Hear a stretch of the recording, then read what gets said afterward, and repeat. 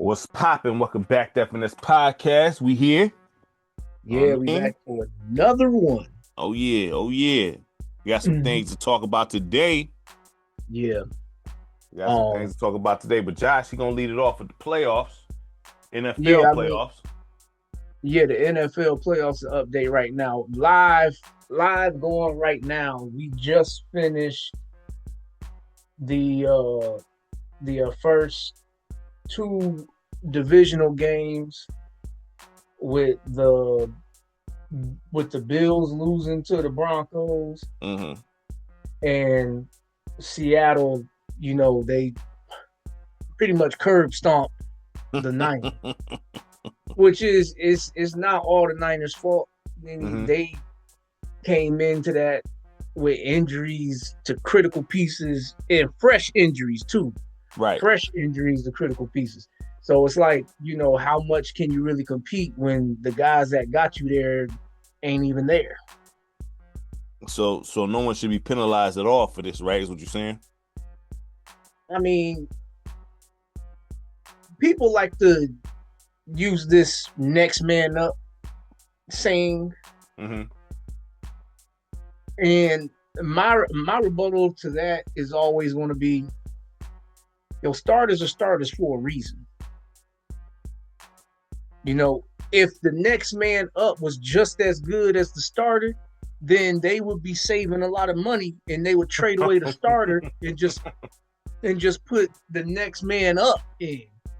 Mm-hmm. But it's one of those things where it's really unfortunate for them. So they lost they young stud wide receiver for a good portion of the season. He actually came back for this game. Uh-huh. Ricky Pearsall, which is like, you might not think too much of him, but because they invested a high pick in him, he means something to them. Right. He means something to them. But last week, when they beat the Eagles, they lost they star tight end, George Kittle. Let me ask I you this: think was they supposed to beat the Eagles? Because I know that was a big deal. they wasn't like, well, if you go by the roster sheets on paper, no, they wasn't supposed to beat the Eagles.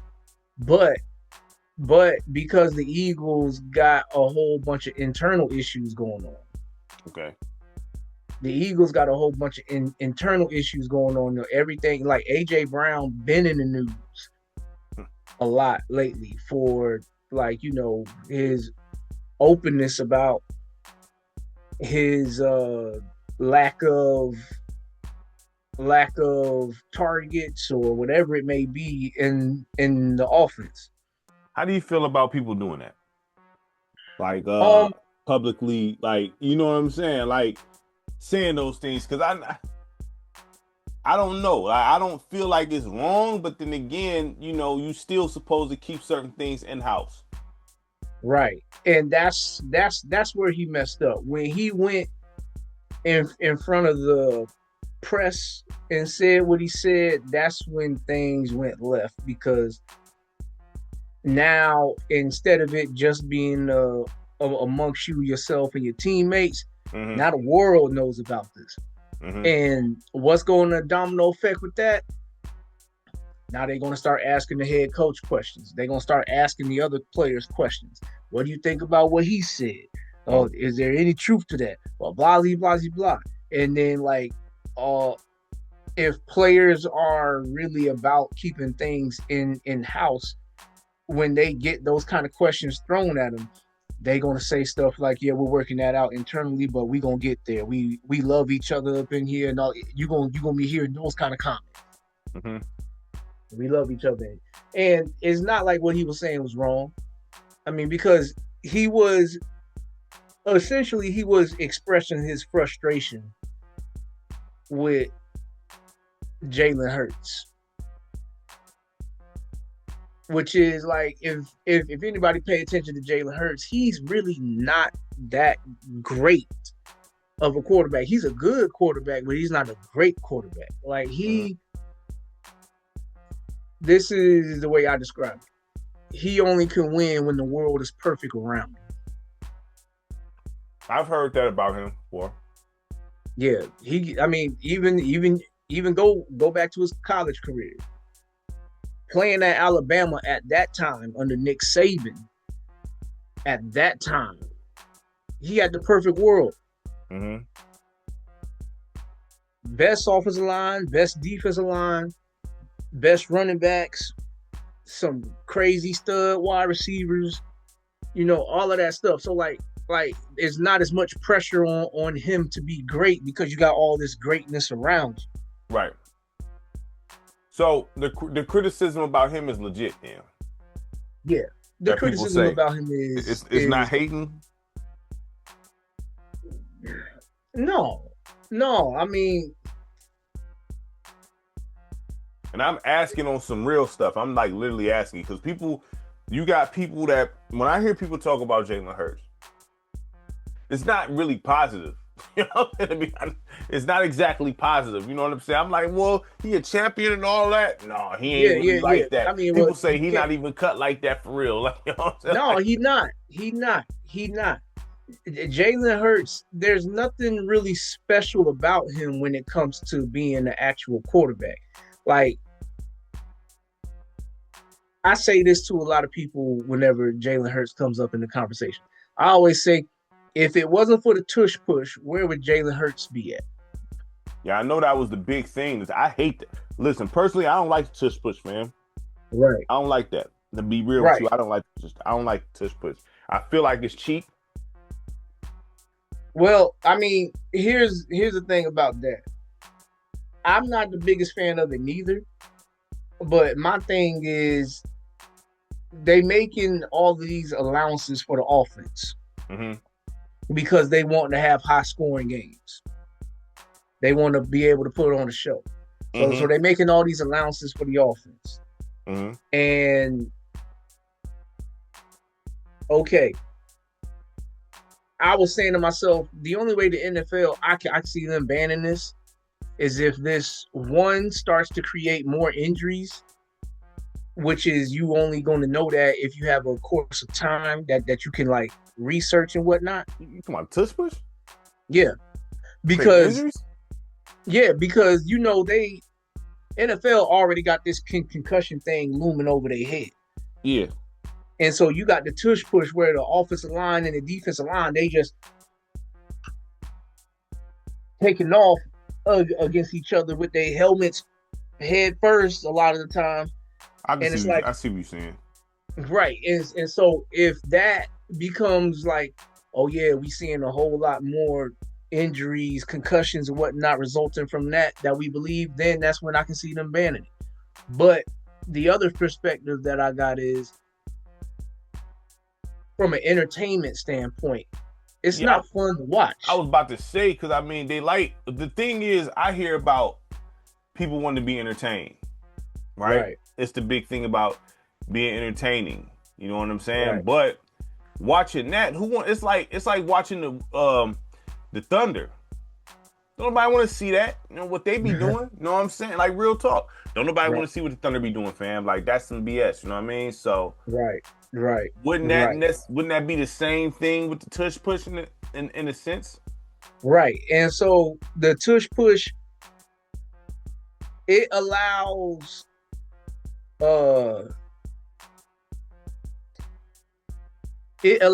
you to win with bad habits. Okay. Win with bad habits. Because third and short, fourth and short, they're gonna pull that out. They're gonna pull out the tush push, and it has a very high success rate. Not that it's impossible to stop, because it has been stopped. I was just about to ask you, so is there a strategy to stop that? You know what I'm saying? Yeah, there is always a strategy to stop it. Like, you just gotta have bigger, stronger guys up front that don't move backwards. Okay. You know, that's the theory, and you got to be able to time that too. Like, a lot of that is timing. If you can time the snap, then you can get a good jump to create the momentum to keep them from pushing you backwards. like a couple years ago, back when Jacksonville still had Doug Peterson as the coach, and they went to Philly and played against them. Jacksonville stopped it, I want to say like 2 or 3 times in that game. And they just kept going to it. Well, I mean, after they stopped it a few times, then you lose confidence in the play. Mm-hmm. You know, it's pretty much like that. You know, when you see that this ain't working, you ain't gonna keep pulling it out. Right. You know, you're gonna have to create new ways to be effective to a degree. But the reason why I say it allows them to win on bad habits, because there's a number of times where Jalen Hurts himself, he missed critical throws on third down that turned into 4th and shorts, and they just tush push it, and he gets a new set of downs to keep trying again. And hold on, this is not only a 4th down play. No, this is a 3rd and short. This is a 4th and short play. You seen the Buffalo Bills pulled it out probably like 3 or 4 times today in the game against the Broncos. They pulled it out. And this a monkey see, monkey do a little bit, because when the league sees that he can get away with, because part of the reason is, okay, when Philly had the Kelsey brother, not Travis, but I think it's Jason Kelsey. He was one of the best centers in the league for a long time. Mm-hmm. When they had him, he was constantly, you know, because he's the one that snaps the ball and he's part of that pushing unit. Yeah. So he's leading the way, and then Jalen Hurts, he like squats a crazy amount for a quarterback in general. Mm-hmm. And so he's going to have a little bit more pushing. But then you got somebody coming behind the quarterback and pushing him even more forward. Oh, that's what that. I thought it was an advanced version of quarterback sneak, dog. It is. That's pretty much what it is. It's a more forceful way of a standard quarterback sneak, because now you got people pushing you from behind. Why they call it the tush push, because you got dudes pushing you in there. So it's like, yeah, F that, bro. that saved the Eagles' offense so much over the course of Jalen Hurts' career. That saved their offense so much. And the fact that they've been able to win so many games like that, because as a defense, when they was trying to figure out how to stop it and folks was trying to time it, sometimes they'll jump off sides. Mm-hmm. And when you jump off sides, that's a free 5 yards. And when it's 4th and short or 3rd and short, when they get them free 5 yards, automatic first down. So now we can go try again everything else that we did. And that can cause coaches to get lazy with it too, because the coaches just look at it like, I can just pull this out of my back pocket. Like, we don't, it's not so important that I call my best plays right now, because I know I got this that'll throw me like a lifesaver. So that's what that's what I say when I mean, like, it's allowed them to win on bad habits. And that's probably what AJ Brown was frustrated about, because they wasn't winning with, you know, I guess you could say being a proper offense. A proper offense. Kind of like how we got. I'm about to say, if you're not a part of the system, dog, I mean, if you're not being utilized, you just out there and you see this nonsense going on, wouldn't you be frustrated too?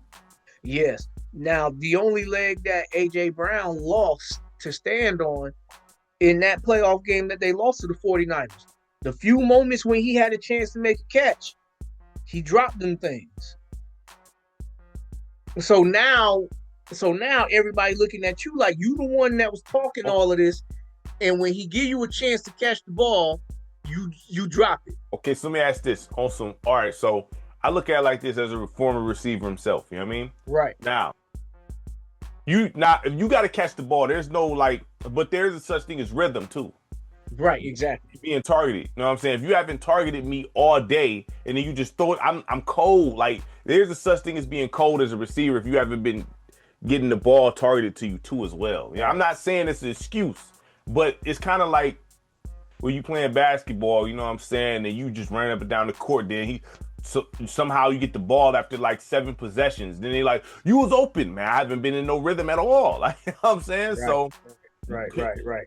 would you And say couldn't that be the same thing as a receiver? that's definitely the same thing. That's definitely the same thing. I mean, we know basketball more, right? Mm, So just put yourself in the position you playing on a team, you getting minutes to play on the floor, yeah. but nobody ever passed you the ball. I'm saying, like, you know, So that's one of the things that he probably most likely been referring to over the course of the season. yeah. And he said, yeah, we winning, but we can't keep expecting to win like this. Which is true, because when you bump into those elite teams that you're gonna face in the playoffs, Mm-hmm. they're gonna expose your bad habits. Oh yeah, 100%. So So is he gonna get? All right, let me ask this: what's his contract look like? I think he got I, I think he got 1 year left on his contract, 1 or 2 Okay. years left on his contract. Okay. But everybody calling that he gonna get traded. Well, probably is. I mean, well, he's. I say this: he's not washed. So I mean, No, people will want him. But what do you think the asking price would be? well, the asking price, given his given that he's not the youngest receiver anymore, I'll say that maybe a second round pick is the most realistic. A desperate team might throw a first round pick in there. Okay. You might even get a player in return for that. Okay. You might, but like as far as draft picks is concerned, he still probably he still is worth the first Mm-hmm. to the right team. Mm-hmm. But I would say more than likely a second round pick, maybe even a combination of a second and a third, or maybe second and a fourth or something like that. So But you like was, so you would say the Eagles lost due to lack of chemistry. I would say the Eagles lost due to a lack of having internal issues, Okay. because they still the most talented team on paper. Like when you look at the roster sheets, Yeah. they still the most talented team probably in the league on paper. Okay. But it's a problem if an injury riddled 49ers beat them, though. That's the issue. You can't ignore that. Right. And that's where things get exposed, because the thing that um uh once again, coaching can get lazy. Mm-hmm. Coaching can get lazy when you got elite players on your team, because you can just be like, oh well, they'll make that work because they're just awesome. They're just great. So Yeah, they but can make me look right. yeah, you should. You That's why shouldn't I'm think that that's way. that's what I'm saying. You know what Coaching I'm get saying? lazy. Coaching can get lazy. Because as a You know, coach, you supposed to stop the talented player from getting lazy. First of all, right? right. Right. I mean, well, Right. You that's know what I part of the mean? job. That's part of the job. But your job as a coach is to not only develop players, but you got to put them in positions where they can be successful. So what do you feel about the Eagles coach then? Well, the offensive coordinator got fired. They already let him go. Mm. So Dang, the one that was I didn't calling, even hear about that. yeah, they already let him go. The one that was calling the plays, he out of there. Okay. He out of there. It's too much talent on that team for them to look the way they did offensively. So obviously, what my man was saying was somewhat. Obviously, he wasn't the only one feeling this way if they fired him ASAP, dog. Right. Right. You know what I mean? Now, will AJ Brown be a part of the Eagles next year? I the needle is tilting towards no. And maybe the shots that he was throwing wasn't at Jalen Hurts. Maybe the shots that he was throwing was at the offensive coordinator. That's what I'm saying. Because if they gave him the boot that fast, like before the playoffs even ended, you know what I Mm-hmm. mean? Like immediately, that means they was already thinking about this, dog. You know what I'm Right. saying? That was on their mind already. Like they probably Mm-hmm. made up their mind. Like if we lose, he's gone, 100%. Like I can see that being the case. Right. Right. Because if you And get so, booted that quick after a loss, they was already thinking about it. yeah, That's my opinion. I don't know if you agree with that or not, but I do. I believe that because teams ain't gonna be so quick to let go of a good coach. yeah, They're not gonna be quick to let go of a good coach or a good player. yeah, They're gonna try to fix whatever it is before they let them go. yeah, But for them to just cut ties and be like, yeah, we're going in a completely different direction, that yeah, means that it was too bad for them to, like, they couldn't see a way that the current state would get better. yeah. That was a pre. They was already they may have was going. They probably was gonna let him go all along. You know what I'm saying? Like and unless they got back to the Super Bowl. Yeah, I mean, you would think that with a team that got that much talent on paper, you will be able to orchestrate an offense to look good. Mm-hmm. But apparently, this dude had problems with it. Like you said, the lazy coaching. Yeah, I That mean, tush but push crap, dog. yeah, so Man, like please. if you just lean on that all the time, like it's like you're gonna get exposed eventually. You ain't gonna be able to keep doing that. Yeah. So that was them. Mm-hmm. But yeah, but as far as what happened today, um Josh Allen loses in the playoffs again. Oh, In the overtime. Bulls lost. I mean, not the Bulls. The Bills lost. Yeah, the Bills lost. They was a Super Bowl favorite, right? No, they wasn't Super Bowl favorites, but everybody kind of looked at them like they a sneaky, scary team because they experienced Mm-hmm. in being in the playoffs. They've only lost to like Patrick Mahomes over the past couple of years. Right. They've only lost to them, the Kansas City Chiefs. Um, them and the Bengals when they was like really cooking. Mm-hmm. Um, and they went to the Super Bowl that year. But like, yeah, the Bills, they they haven't been able to win that big game that gets them to the big dance. So I know when I talked to you about Josh Allen before, you wasn't that high on him. I got I had my reservations for him. He has gotten better. Like he showed me a lot last season.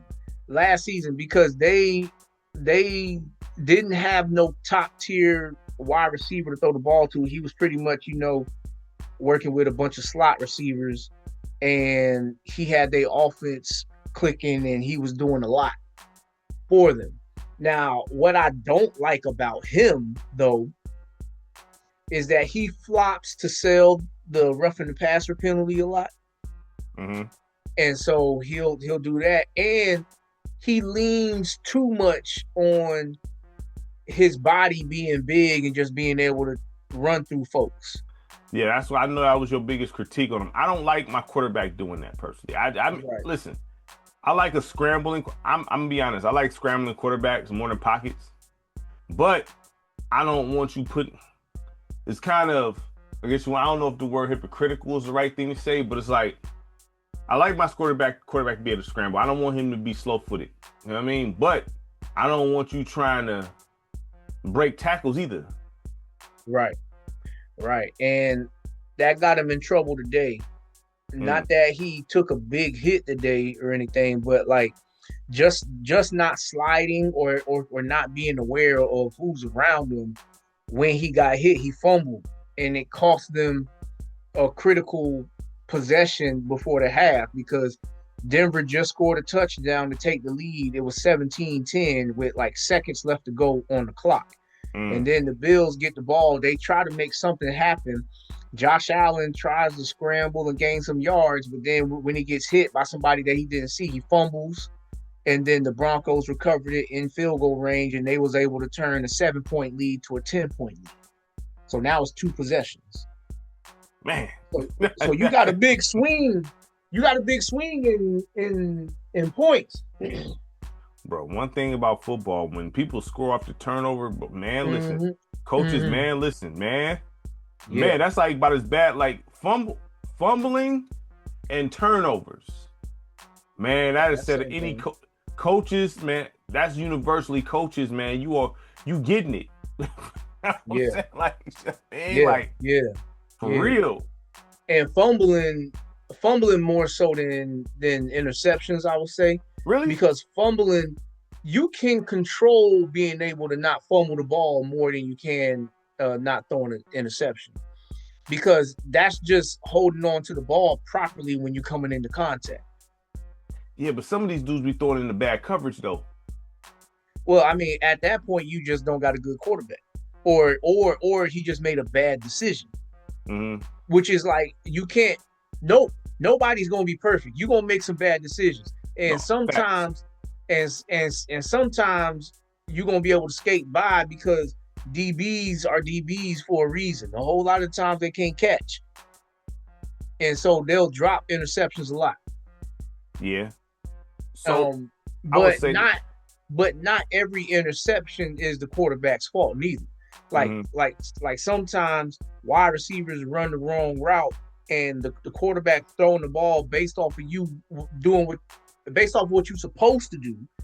You do something different, and it looks like he threw it straight to the defender. Or sometimes the quarterback hits you dead in your hands, and you bat the ball in the air, and then the defender catches it. So it's not always the quarterback's fault, right? But he just gets the notch on his stats. So how do you determine this then, right? Because you got quarterbacks. How I put this? What quarterbacks do you say? Because you got quarterbacks, they say they make receivers look good. Yeah. Right? Yeah. But then you got receivers that make quarterbacks look good. So how do you determine, you know what I mean, if you got a cold quarterback? It's a combination of things. It's tough, dog. Like, because it's a combination of things. Because a good quarterback, to put it simply, a good quarterback will make catching the ball easier on the receiver. Okay. To put it simply, like one of the best ways to judge a quarterback's accuracy is to look at how the receiver has to catch the ball. Okay.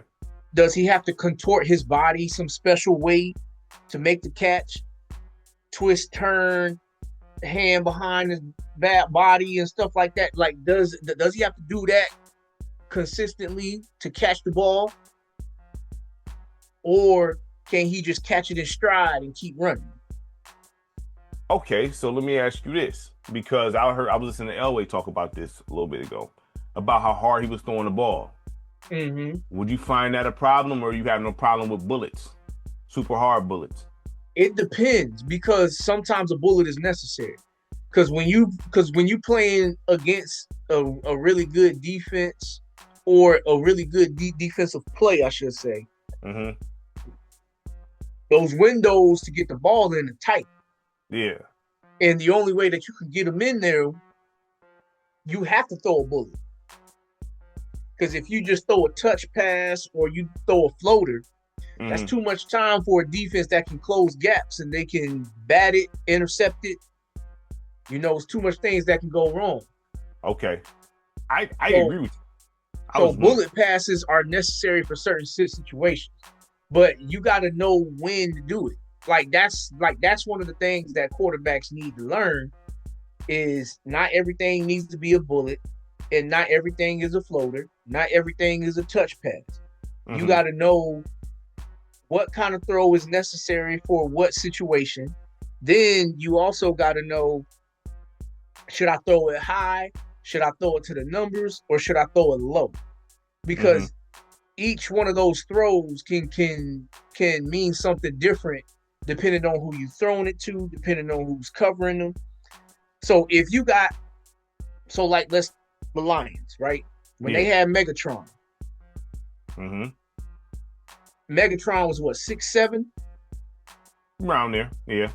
He was 6'7", can run a 4.3, and he had a catch radius of a 2-car garage. They put that Mm-hmm. out on Sports Science. Sports Science, it was a dope show, by the way. Yeah, it was hard. But yeah, he had the catch radius of a 2-car garage, Mm-hmm. and he can jump. He can jump with that height. So even when he looks like he's covered, theoretically he's not covered, because you got this whole area that you can just throw the ball to, and he can adjust and make the catch. But there's a number of times when Matthew Stafford, he just threw a floater up to let Calvin Johnson just out jump the guy that's covering. So would you say that's being a good quarterback, or the combination of both, being a good quarterback and having a co-receiver? That's a combination of both, because you got to understand who you got and what they're capable of doing too. Mm. You got to understand who you got, what they're capable of doing, what they most comfortable doing, how they like to catch the ball means just as much on certain routes. Yeah. That means just as much, which is you learn those things through practice, building chemistry, because in training camp and in practice, you should be conversating with each other, and you should be asking questions and saying stuff like, "Hey, when he does this, do you want me to throw it like this, or do you want me to throw it like that, or what? When you see this, you want me to cut like this, or you rather me sit," and stuff like those are the kind of conversations that happen, that build that really good chemistry when you see a quarterback and a wide receiver just dissecting the defense all day long, because they right here with it. They on the same page with each other I all the agree. time. I agree with you 100%. So that's where you can see those crazy numbers put up, because it's more than just throwing the ball up to somebody. Yeah. If a wide receiver constantly has to jump and make a contested catch, 9 times out of 10 they're going to be inconsistent with their success on that. Mm-hmm. And then they're going to get tired of doing that all the time. Well, yeah, it's bad. It's bad for you too. Cause it's just too many things. First of all, too many things can happen in the air when you have to jump in football. Right. Like, it's just too many things can happen in the air when you would rather not. You know what I'm saying? You would rather not. Jumping, you have to sometimes, it is what it is, but you would rather catch it on route while you running. You know what I'm saying? Versus being in the air, bro. Like, being in the air, you have no control. You do, but the land, you gotta hope nobody. Listen, dog. Hope nobody take out your legs while you in the air. You just want to catch that mug mid stride. That's the best time to catch it while you stride. You know what I mean? Right. And so when you talk about that question that you brought up, when you can tell a good quarterback making his receivers look good, or a good receiver making a quarterback look good, mm-hmm. Like an elite receiver will pretty much make the quarterback look right every time. No matter how good or bad the ball is thrown to him, if it's catchable, he gonna come down with it. So let me ask this then, because I always struggle with this when it comes to Stafford and Goff, right? Because I'm like, well, I always wish we had kept Stafford, honestly. You know what I'm saying? Like, still to this day, I just wish we kept Stafford, bro. Like, I don't mind Goff. You know what I mean? I just wish we'd have kept Stafford, right? Mm-hmm. I feel like Stafford would have pushed us over if we would have just kept him another year or two. You know what I'm saying? I do feel like I do feel that way because he went to the Rams and immediately won a Super Bowl immediately, ASAP, just immediately. Well, a lot of that has to do with the Rams already had pieces in place to where they just needed this. Mm-hmm. If they just got this, then they knew that they was going to be able to compete. Because you got to remember, they still had Aaron Donald over there. Jalen Ramsey was traded over there. They had Cooper Kupp over there, which is he had the Triple Crown that first year, which is Triple Crown is most receptions, most receiving yards, and most touchdowns. That's the white boy, right? That was the white boy, right? Mm-hmm. Yeah. Mm-hmm. Yep. And then they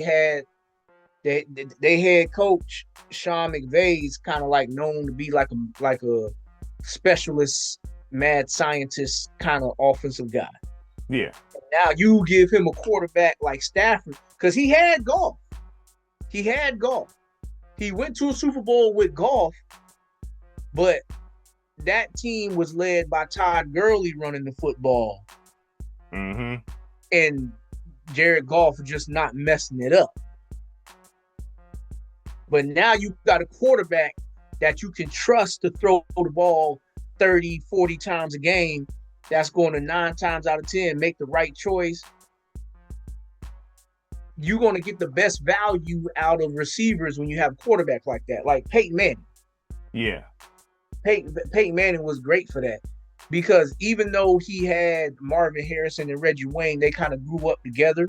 Yeah. But you got to also factor in the other receivers that he had that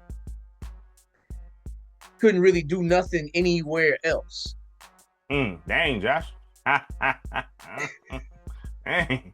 You know what I'm saying? Like, I'm just saying, because when you constantly are having a hand in certain receivers' careers looking really good, that says a lot about the quarterback. No, I agree. I'm just saying, like, man. Well, think about it like this, right? So we talk about this with basketball players, right? They sometimes you hear this term, he makes his teammates better. What does that really mean? That's a little different. Matter of fact, we can address that once we get. I think that's different, dog. Like as a point guard, because you got some players. Basketball is set up structurally different than football, as you know. You know that. So no, but the principles are some of the principles is similar when it comes to making players look better. I agree. Like guys, like I guess you want to say the knock on Kmart. When they talk about Kmart, people say, "Man, you only look like that when you was with Jason Kidd." I disagree a little bit, you know what I'm saying? But because he was looking like that in Denver, you know what I mean? Then it was just a notch down. Yeah, I guess. Jason Kidd. Yeah, okay. Because if you think about the Nets team, if you remove Jason Kidd from that team, I have a hard time believing they're in the playoffs. I do, you know what I'm saying? Right. But then Jason Kidd, the way he was, I get it. I get what you're saying. It's just, I get it. You know what I mean? I understand. Right. I'm just like, right. But I get it. But the difference is Kenyon Martin was still somebody when he didn't have Jason Kidd. Richard Jefferson was still somebody when he didn't have Jason Kidd. That's facts. You know? But if you compare that to that team that LeBron James had in Cleveland the first time when he went to the finals and got swept by the Spurs, you can't find Boobie Gibson anywhere after that. Well, the only one that he was rolling with that was somebody before him was Mo Williams. Big Z was before he got hurt. Yeah. Big Z was cold, dog. You know what I'm saying? Mo, he was cold already. People act like they didn't know that. You know what I'm saying? Mo Williams. Well, he was on Minnesota, like playing well. Yeah, after that. He dropped 50 over there. Like Mo Williams can ball. He just, Hmm. I forgot where he came from before, but I mean Mo Williams could hoop. It's just, He was you at know, Minnesota. before that or after. I thought he went back there. He went before that. That's where he got traded from, I could if have I sworn he remember went it after. correctly. I could have sworn he went after. Either way it goes. He probably returned there Oh, okay. because Yeah. players, when they get traded from a certain situation, they want to go back to where things was good for them. Because True. sometimes going to the championship and what you got to do to get there is not always good for everybody. No, I mean you got to have a certain level of focus. Nothing is. First of all, winning the championship is a lot of uncomfortable situations. So I mean, Mhm. that's just what it is. You know what I mean? Like usually Right.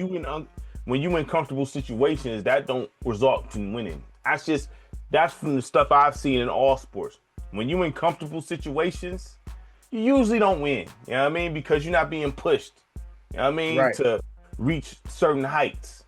Right. Would you agree with that? Yeah. You know what That I mean? So I believe that's one of the worst things that can happen.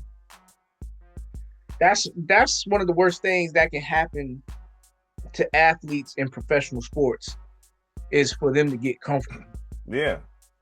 That's that you always should have something pushing you to stay at an elite level or get to an elite level.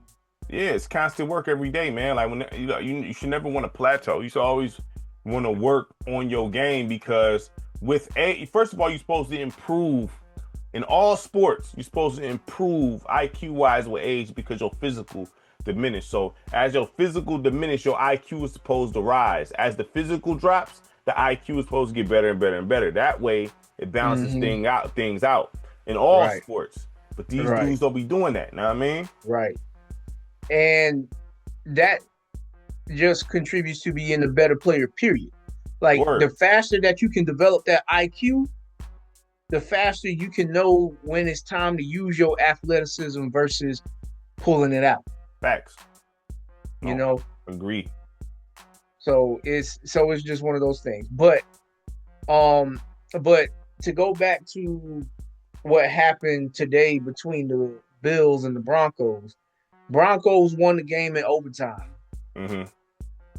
But the unfortunate bad news that came with the win, the starting quarterback, he finished out the game, but reports came out like minutes after that game that he broke his ankle and he's out for the rest of the playoffs. Yeah, he ain't coming back. It's over. He might be out for I partial of mean, the well, season too. if it's just a broken ankle, I would think that he would just because it depends on how bad the break is too.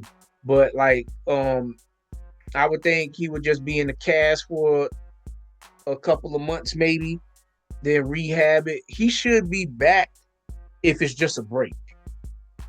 He should be back by the training camp, I would hope. He Hopefully, I should be mean, back. them ankles, man, them ankle injuries is tricky. Yeah, I mean, well, see, the thing is, it's January right now, and it happened in January. Okay. Training camp normally comes around like in August,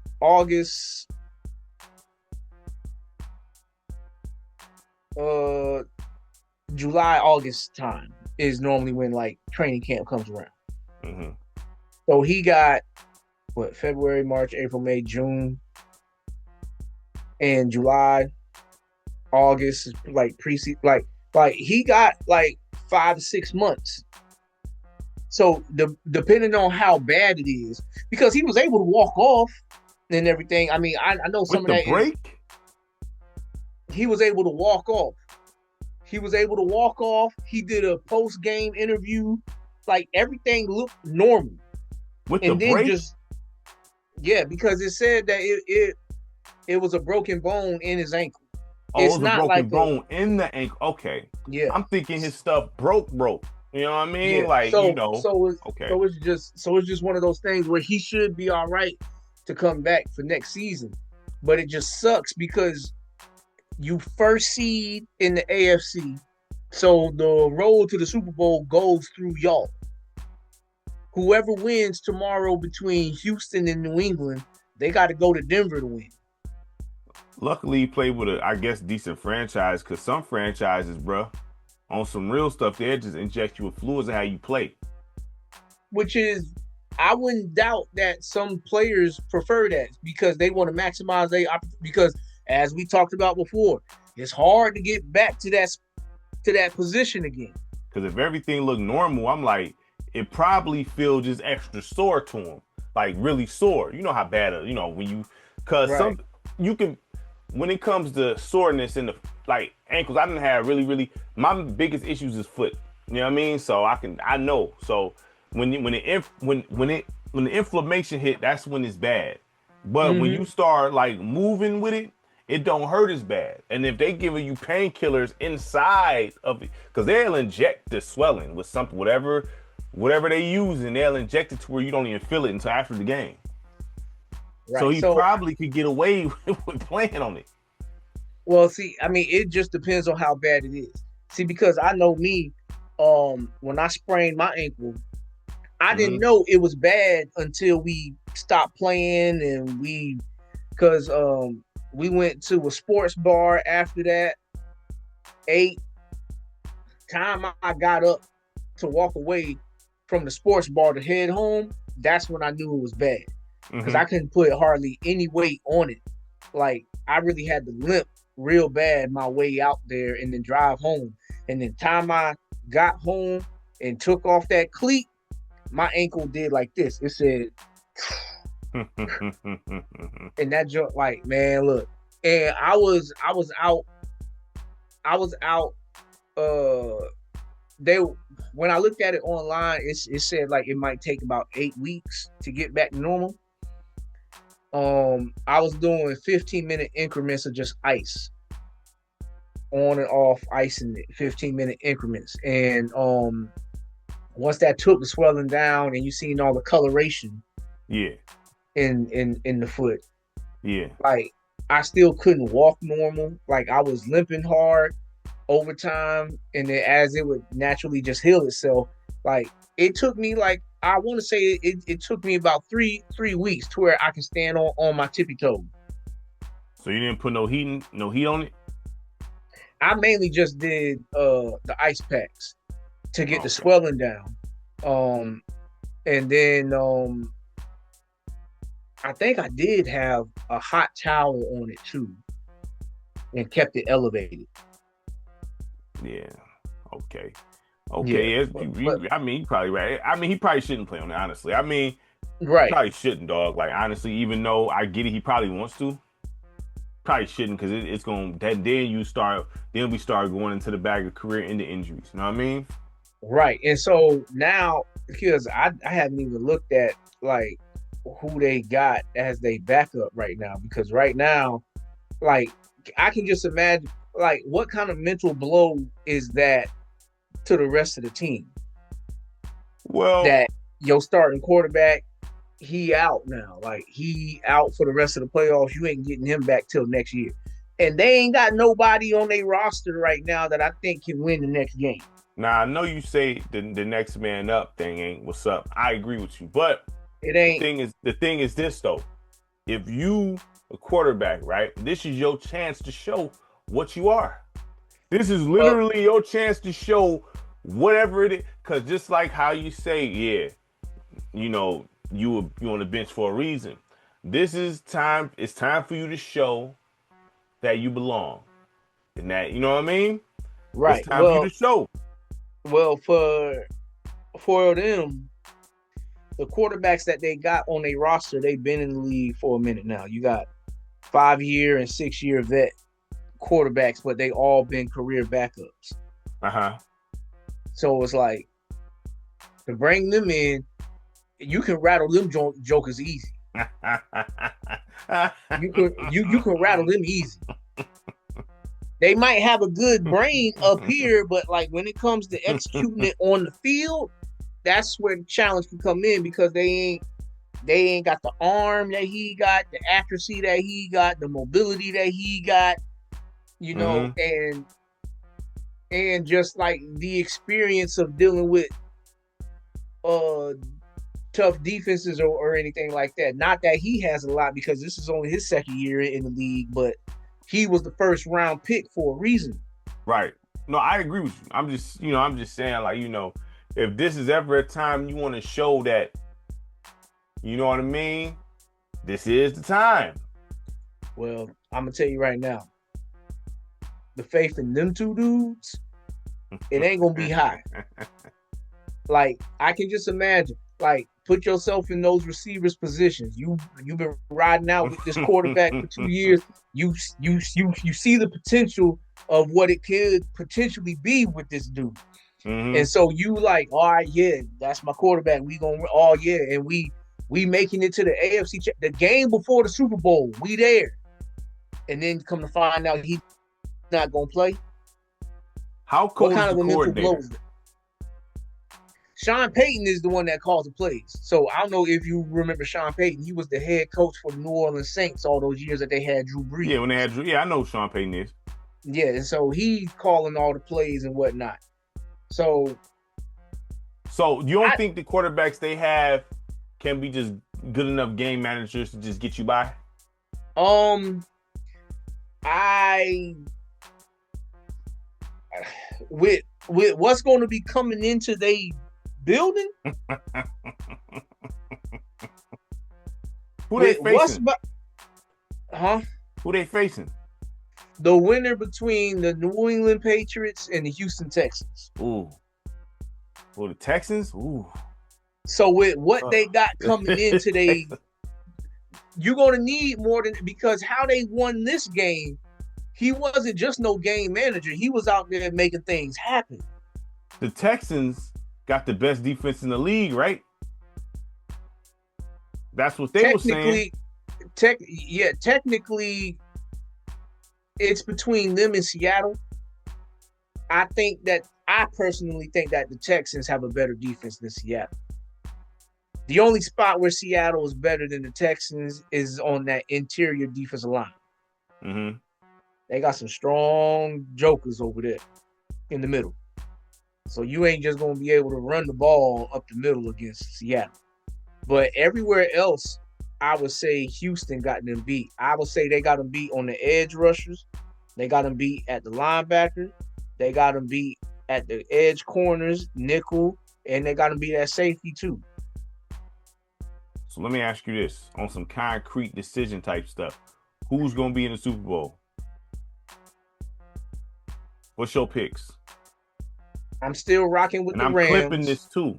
So I'm still rocking with the Rams to go to the Super Bowl and win it. With this injury, even though like it never changed the way I felt about it before, it just makes it like easier for the next team coming in. I feel like whoever wins this game between the Patriots and the Texans is going to be the team that's going to go to the Super Bowl and represent the AFC. Mm-hmm. Because it's going to be in Foxborough, which is where the Patriots play at. Mm-hmm. I don't know what kind of weather they're going to have there tomorrow. And it's in New England? Yeah. Mm-hmm. Well, they share the same weather we got, don't we? Yeah, but the difference is the Patriots stadium is an outdoor stadium. It's not no dome. That's what I'm saying. They share the same weather we got, or similar to it. Yeah, so it should be cold. You know what I mean? It should be cold in the mud. Right? And that's the thing. Like teams that's used to playing in domes and good air conditioning and whatnot, when they got to play in the weather elements, things can get a little uncomfortable for them. Isn't that uncomfortable for any squad though? Well, it can be, but it's like this. You used to dealing with the cold, so you know how to manage yourself. You know what it feels like when your hands to start to lose their feeling. Yeah. And you ain't tripping because you like, oh, this is just part of the process. You know what I'm saying? That sounds crazy, low key. Yeah. This is how I go. My fingers numb. It's all good. I mean, fingers be numb. Your feet be numb if you ain't got the right footwear. Yeah. You know, you can start to feel like your Your earlobes is cold, freezing cold. Your nose start running and all of this. Like when you deal with a dome team, especially a dome team that's from the South, Mm-hmm. where it's never freezing at. A dome team in the South, they start having those experiences, and they be like, "Yo, man, what's this?" Like they're gonna start thinking about that more than they think about the game. Sometimes, depending on how mentally tough they is. So I think of teams like the Saints. Okay, I say this like the Vikings. They a dome team, but they in the Right. they up here though. Yeah. So So so like that wouldn't matter for them, right? for them, it shouldn't matter for them if they don't like if they practice in a dome like field, it could Mm-hmm. be an issue. But if they practice outside of that and they actually practice in the elements and whatnot, it shouldn't be too much of an issue. One of the things that's going to be different though is you need a different type of cleat because now you're going to be actually running on grass instead on turf. Okay, I get what you. I'm just saying because I'm like, well, everybody has to play outside at some point. Like everybody, That's at some point. there's no avoiding it in football. You gonna be outside. It's initially an outside game Right. Right. anyway. Like it's an outside game anyway. You know what I Right. mean? So So it's like like how will they how will they adjust to that temperature and be able and will they have the mental toughness to move past those subtle experiences? because I would think like this. Like okay, for example, the biggest issue when it comes to weather, in my opinion, is it's the freezing cold air and the rain, right? Because the freezing cold air could make the ball very hard to catch Yes. because it feel And like cement everything is hitting your hand, dog. Like you know what I'm saying? Like for real, like that and junk hurt, dog.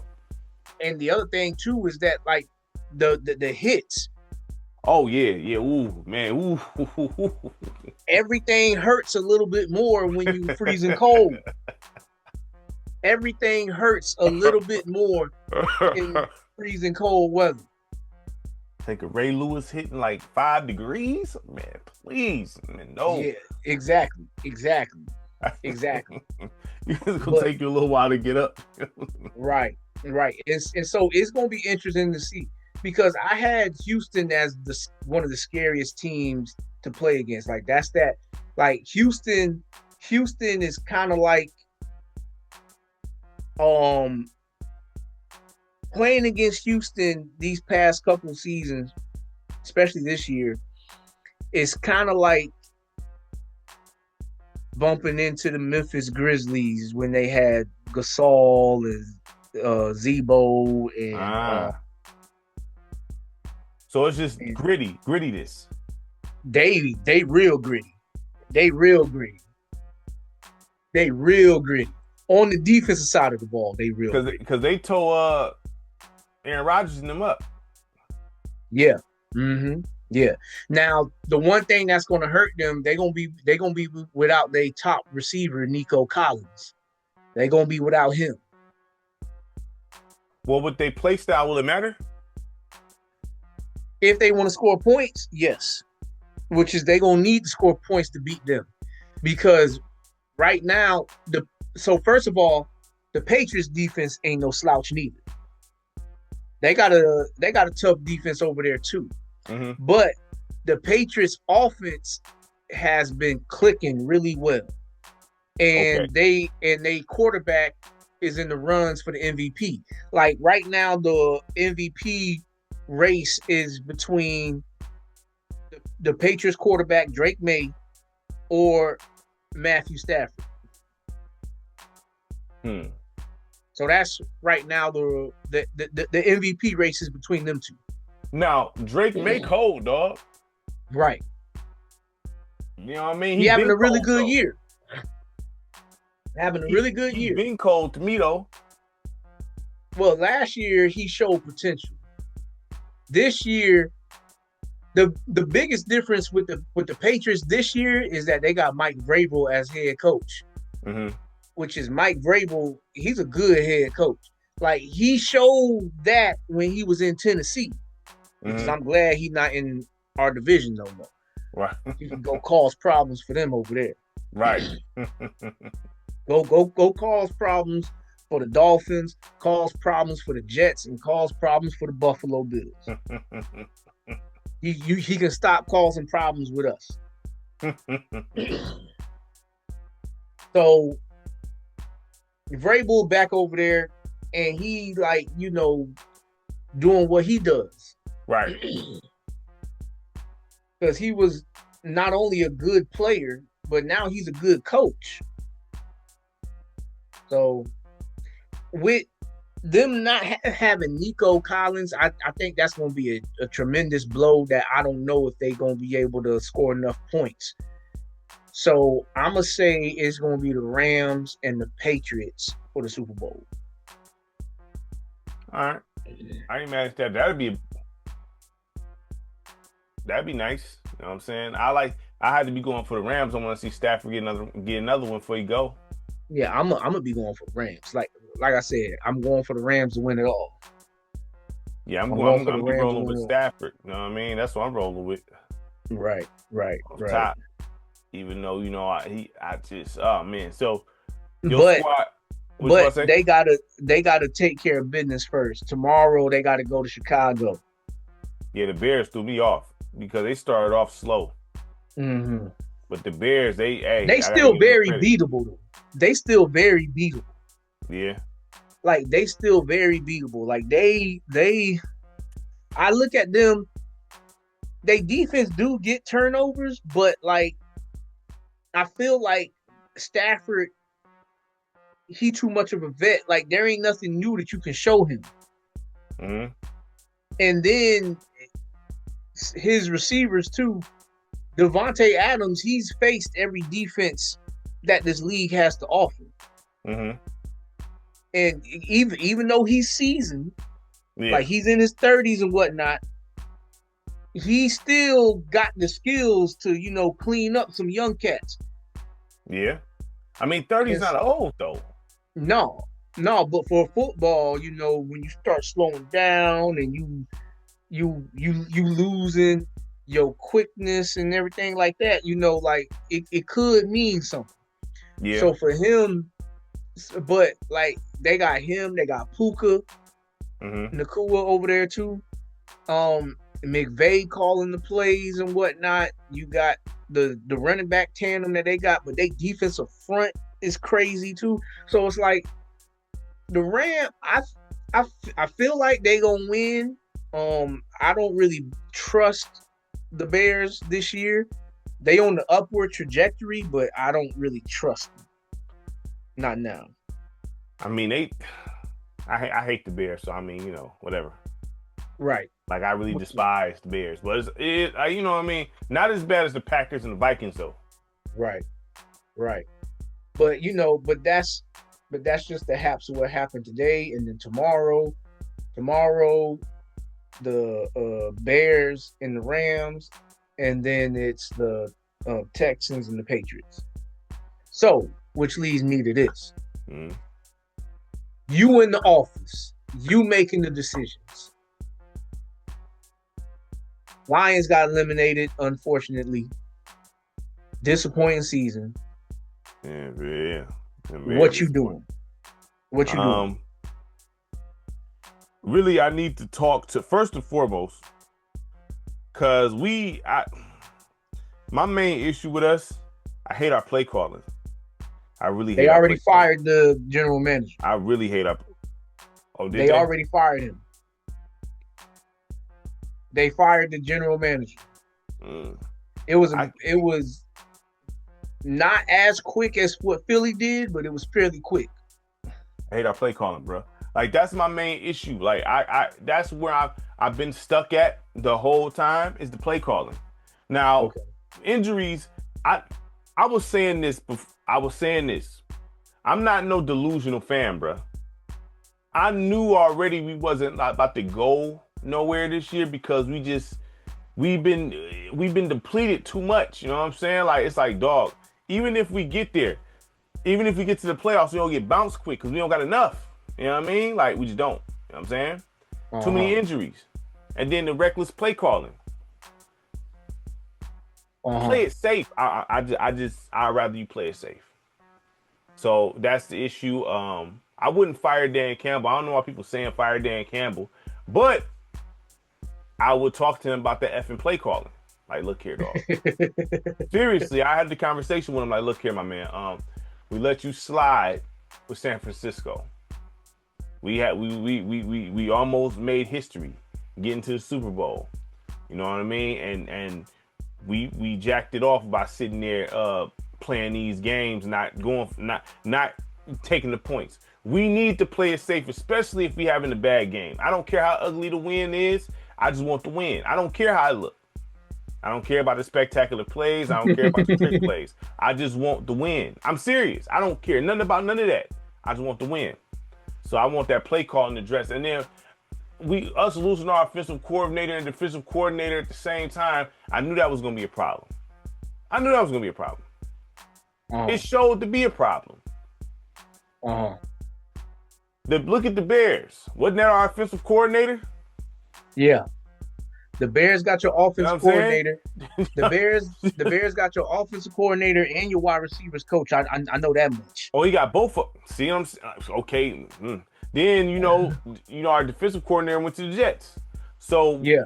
I already knew it was gonna be a rough year because even though they was already in house, they're still in a new position. It's just gonna be a different environment, different vibe. They got to get used to them. You know what I'm saying? And all that because you gotta understand they was playing in the backfield initially. So now you gotta get used to their ways. It's just, and then the injuries on top of that. It's like you got folks trying to come out of retirement and everything. Like, nah. Like we just gotta. Well, see, I knew that like they was kind of like messed up when Frank Ragnow he just up and retired out of nowhere. That's a starting center. Yeah, That's your but smartest offensive lineman on the line. He the one that point out the protections, telling who to block where. if he retired, that means he was already like when a player retired, they was thinking about it already. So it's like his heart probably after that, he probably like, man, we was almost there. We probably not getting back. It's time for me to go. You know what I'm saying? Seriously, I'm dead serious. He was almost there, and it's like thinking of you. You know your team. You there? He probably like, man, we not about to get nowhere. Why am I gonna keep putting my body through this? You know what I'm saying? Why? For what? Well, I mean, he did try to come back, but For he failed the what? physical. Like what? Exactly, because you wasn't working out. Like and there's nothing wrong with that because you was at the crib. You know what I mean? Like he probably was sick of putting his body through the punishment. And then if you the center, your body, you all contact all the whole time, every play. Mm-hmm. You know what I'm saying? Mm-hmm. You pushing somebody off you pushing on somebody the whole play. 300 pounds easy. You know what I'm saying? So Mm-hmm. yeah, he probably was tired of it. He's like, man, nah. So even if him coming back, his heart wasn't into it all the way because he probably missed the game or he probably thought he could help, but he Mm-hmm. wanted to retire more than play because he wouldn't have retired if that was the case. You know what Yeah, I'm saying? And they probably called and talked him into it, tried to get like, hey man, we need, you know what I mean? Like they probably called him. He probably didn't volunteer that. They probably called him. Like yeah, they probably was like, man, you see what we look like, man. We need we some help. we we just need like I mean, and then we didn't make no moves. We ain't doing nothing. It's like, bro, we not even trying to do like look, I don't like to feel like that. I feel like Detroit is just happy just being there, not being a joke no more. That's how I feel. Got you. I mean, some people said, and I guess this is what they tell themselves to make them feel better about it. But some people said that just because he didn't make no moves doesn't mean that he didn't pick up the phone and try. Nah, he already said he don't be want to make no moves. You heard him. You heard what he said. I mean, you know what I'm saying? Like, nah, like he did nah, like I get it because making a trade is risky, but look where we at though. I mean, when I think about Detroit, particularly, they holes have been consistent. They need edge corner. They need another pass rusher. And now, with what's happened with the offensive line, they need to retool that in some spots. Because Taylor Decker, he just retired. That was your starting left tackle. Mm-hmm. The good thing is Penei Sewell, he's originally played left tackle, so you can just move him over because that's the blind side. You can just move him over, but you got some young guards that's developmental projects. I mean, not developmental, but like they good and whatnot. But you know, they just not elite yet. But you still need a right tackle and you need that center. So now you need those two things on top of another pass rusher and an edge corner. Look here, man. When I think about the Lions, I look at the opportunity that they missed out on because Indianapolis traded to get Sauce Gardner. Oh yeah. We was talking about that. Yeah. That's a move that Detroit could have did. Yeah. That's a move that Detroit could have made that move and had him instead. But because they wasn't willing to budge and make a move on. See, because I do appreciate what the owner of the Colts said because since Jim Irsay passed, he gave the job to his daughter and whatnot. And she said, do you want to fix the problem or do you want to put a Band-Aid on it? Mm-hmm. That's real. And so pretty much she was willing to trade away 2 first-round picks if it meant that she was going to have that position solidified for the next 5 years or so. That's what the Lions could have did because the Lions needed an edge corner. I was saying to myself, man, they should try to trade to get Surtain off the Broncos because when Sean Payton first took the job, that was one of the rumors that was circulating that they was shopping Surtain. And I was like, man, look, if the Lions got Surtain, that could mean so much to their defense. Mm-hmm. The Lions, you already know how I feel about the O-line. They O-line always be suspect. You know what I mean? That's like, it's been like that since the 90s. Like, we've been decent later on, but even when we had Stafford, how many times dislocated shoulder here, dislocated shoulder there? I mean, didn't have time to throw, you know what I mean? All that. So it's like, we never had no cold offensive line. Like, never. I mean, I don't remember a time we had a super cold offensive line. So we need that. We need a cold offensive line to give, especially for Goff. You need to give his brother as much time as he needs. Honestly, you know what I mean? And I'm not trying to be funny either. I'm serious. Give him as much time as he needs. Because he's the traditional quarterback that if you just pressure him a little bit, he can't do nothing because he can't move. Yeah, I know. So I was like, we really got to give him as much time as possible. So you need that. I agree with you with the pass rushing. You can't only just have my mans. You know what I mean? Aiden. You can't just have him because he's already catching injuries now. You know what I mean? Probably because he's carrying a load. You know what I'm saying? So, our receivers, I mean. Your receivers are good. Like, you got good receivers. Between Amon-Ra, Jameson, and then if they use this Tesla kid more, mm-hmm. and then you got Laporta. Yeah. And then, not to mention, Gibbs is a good receiver out the backfield. So you got weapons. Now, would it hurt to add another one to it? No. I wouldn't even be worrying about that. I'm worried about the O-line. Right. Like, I'm not worried. Like, our receivers are straight. Like, St. Brown, I feel like, he the guy. But it's like,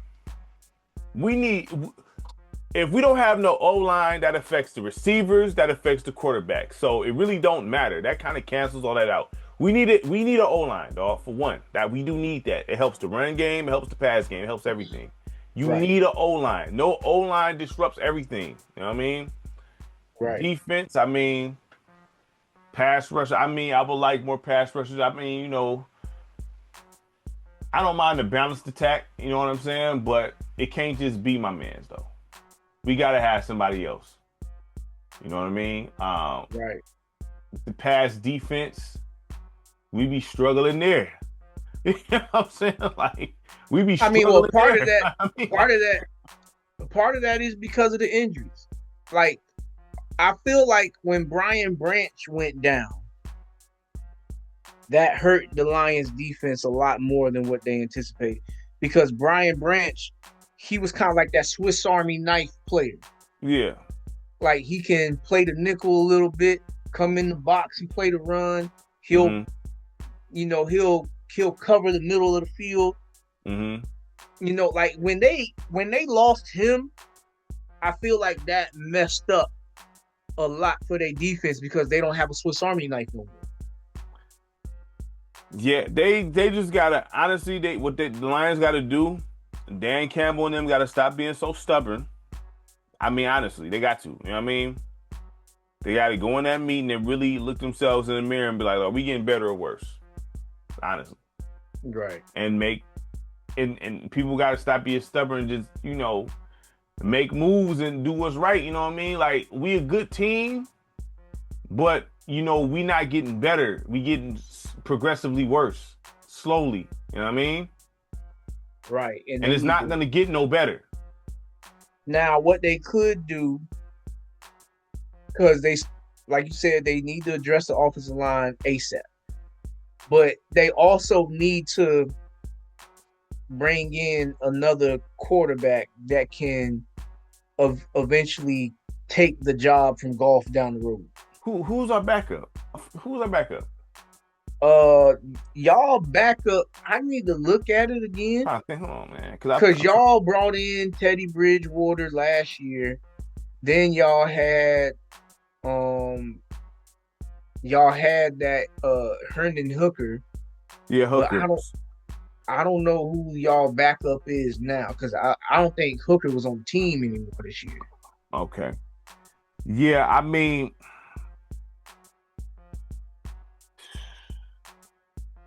I see what you mean with Goff. That's all I'm gonna say.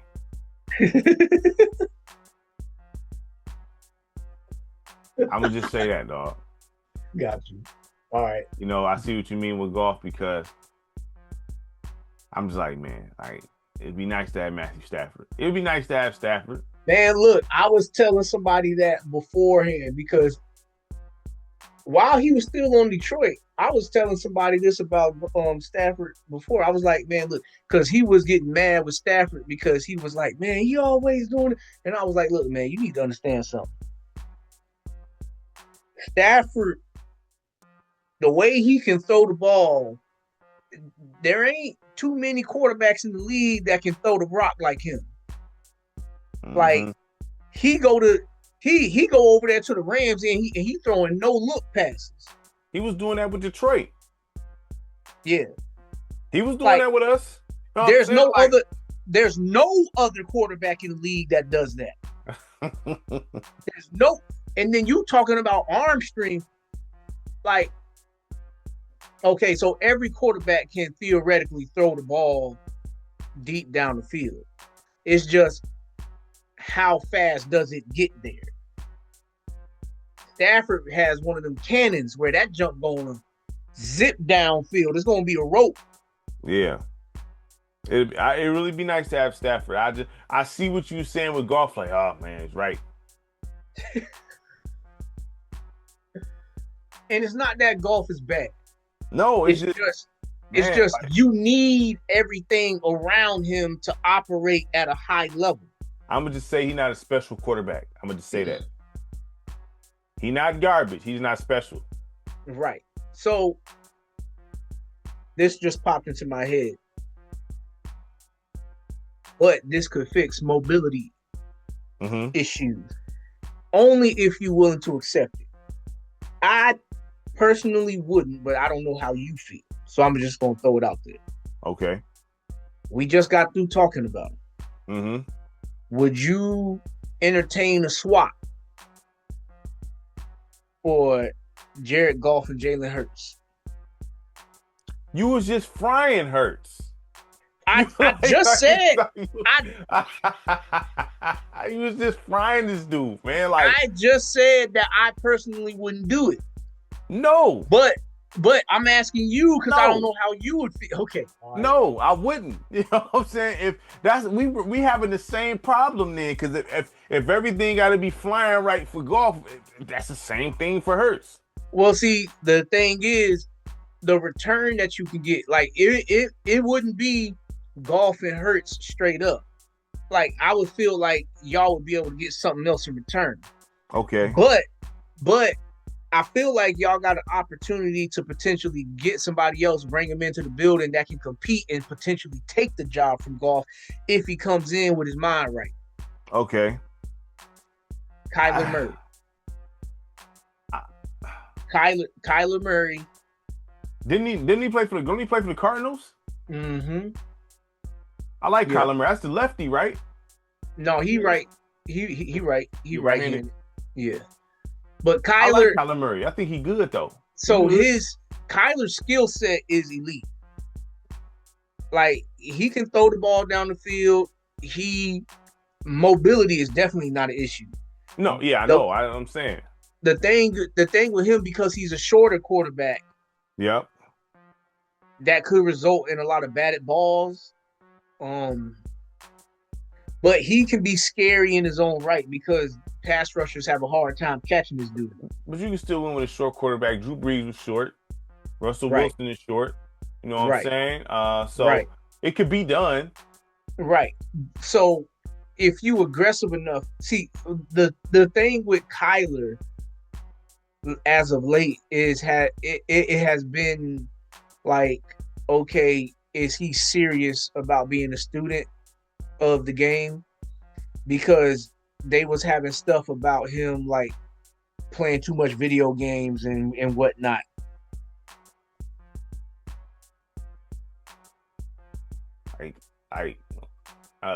What is that? I mean, never know with these reports, man. You know what I mean? You never know with these reports. I don't know like what to even say about that. But what they mean, him not studying footage and all that, like, you know what I mean? Things like that's essentially what they referring to. Okay. Instead of studying for the game, he's playing the game. I'm all about, you got to study film. I'm real, especially as a quarterback. If anybody's supposed to study film, is them. I mean, I think everybody should study film. I'm a big guy of studying film. You have to study film. So if he's not studying film, then no, you're not trying to be a student, because that's a big part of being a student, studying the film. So if you can't get this cat to study film, that's a problem. Well, see, that's where I feel like Dan Campbell and his culture that he's established in Detroit, that might do him some good if they was to even entertain that. Has this been a rumor? Well, it's pretty much for certain that Kyler Murray's played his last game in the Arizona Cardinals uniform. So he's going to be playing for a different team somewhere. Has the Lions been attached to that, though? I haven't personally heard the Lions attached to it. But they need to get somebody else to bring in. I'll do it. I mean, I would. I mean, because if that's the issue, you know what I mean? Even if you like, look here, man, because what you do at your personal time is what you do with it. But I do need you to study film. So we can work something out. You got to study. I'm gonna give you portions of the game. You gotta study film. We can't go around this, bro. Like, you know what I'm saying? But the other thing too is it's not like he's had the cream of the crop to work with in Arizona. Right, but you still gotta study film though. Like that even if you play on a whack team, you still gotta when you leave, you gotta look at the game to look at them. You have to know, like, you just gotta study film. There's no way around this. You don't gotta study it from when you get off all the way to you go to sleep. Everybody got lives outside of this, you know what I mean? But you gotta study film. Right. Got to, you know what I mean? So So I I mean, look, Kyler Murray at one point in time led the Arizona Cardinals to being one of the scariest offenses in the league. he So was I don't think that talent just vanished he, and left completely. him and my man, him and dude from the Chiefs was looked at as two, you know what I mean? Right. Patrick Mahomes. Mahomes. Yeah, Right. so So you know, Kyler, I think one, he needs a change of scenery. And then two, he needs a disciplinarian coach. Like, I don't know if you heard this dude, the coach that they had over there, mm-hmm. he couldn't motivate me to make a peanut butter and jelly sandwich, dog. Like he was terrible. I'ma send you a clip of him talking to his teammates. And this the head coach. This the head coach now. Okay, So so I'll say this though. You gotta have some sort of motivation though, yourself though.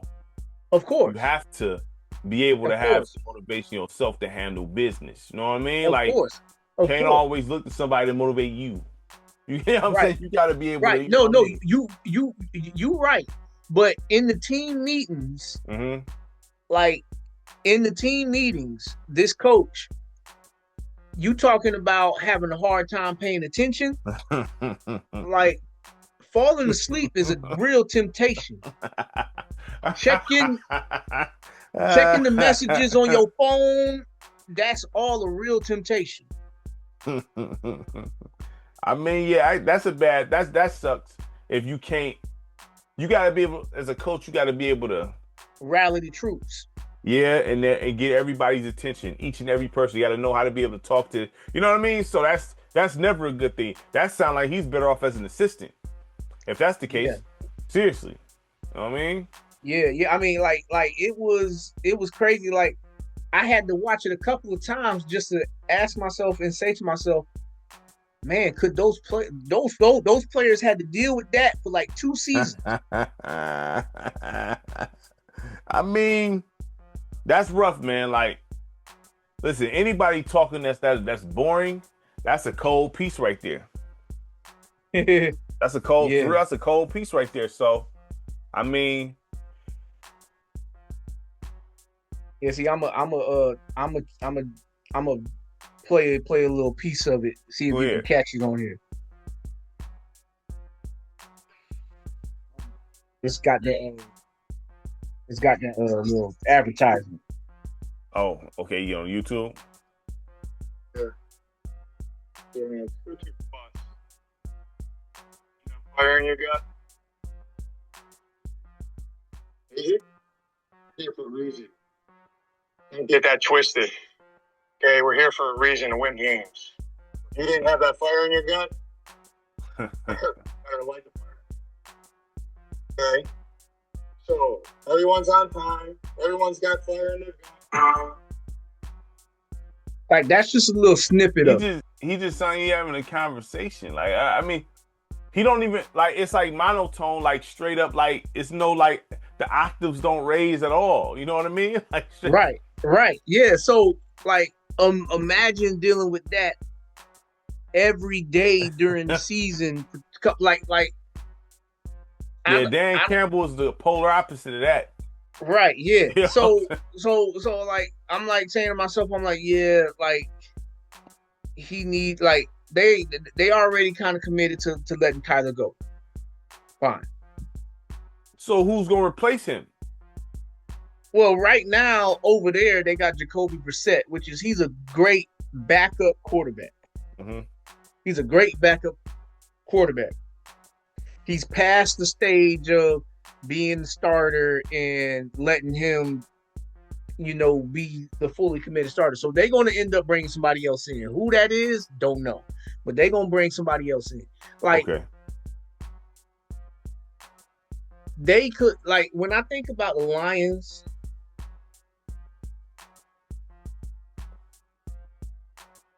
it would have been kind of dope to see what Aaron Rodgers would have been able to do with this.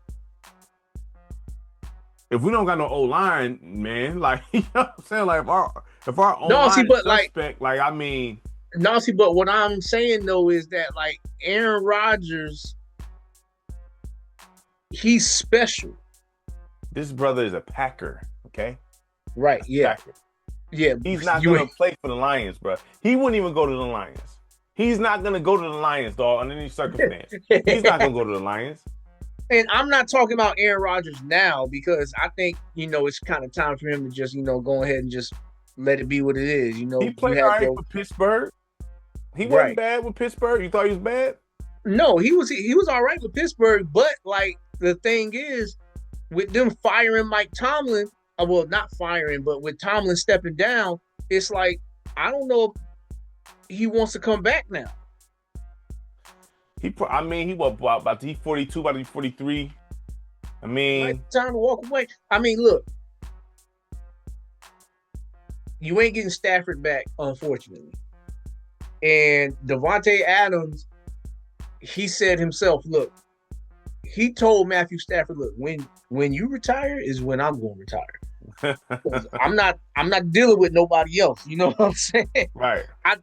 Because once again, it's nice when you are a receiver to have a quarterback that understands the game, that knows where you're supposed to be at, that knows how you like the ball thrown, that knows when to get you the ball and things of that nature. That's going to be looking for you in a smart way, not going to be leading you into hits and stuff like it's nice to know that. I agree. I mean, it's just so Goff. We have Goff. I'm trying to think who's gonna want Goff if we do, and if we're gonna trade him.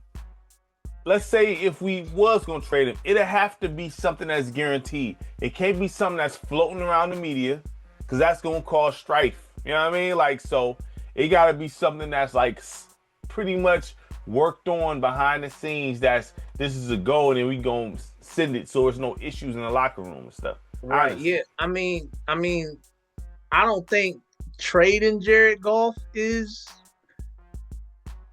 the move right now, because I don't think there's nothing available for them to really trade for, unless it's like a Jalen Hurts, because I could see Philly being done with him, but I wouldn't want him. Well, But if you was to bring him in, you do get some mobility. What kind of coaching he gonna have? I don't know if there's coaching that he can have that's gonna like elevate him to be.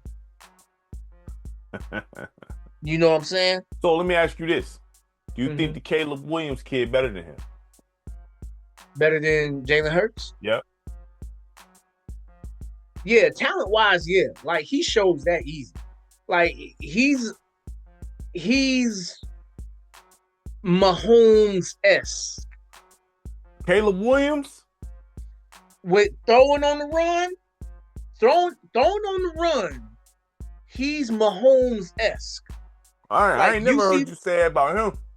Well, when he was in college, I said it's kind of like looking at the college version of the Patrick Mahomes with how he does things, because he throwing on the run is like a big part of his game. Like, he's special at that, throwing on the run. Mm-hmm. So yeah, better than Jalen Hurts. Yeah, heck, shit. Not even. It's not even a thought. Like, that's too easy. That's too simple. What's the other black quarterback's name? Who I ain't heard his name in a minute. He was playing back up to Russell Wilson with the Steelers. When he was with the Steelers, the black quarterback, you know who I'm talking about. Justin Fields. Yeah, where is he at? He's at the Jets. He lost his job. He lost his job to a vet, Tyrod Taylor. I would entertain bringing Justin Fields to Detroit.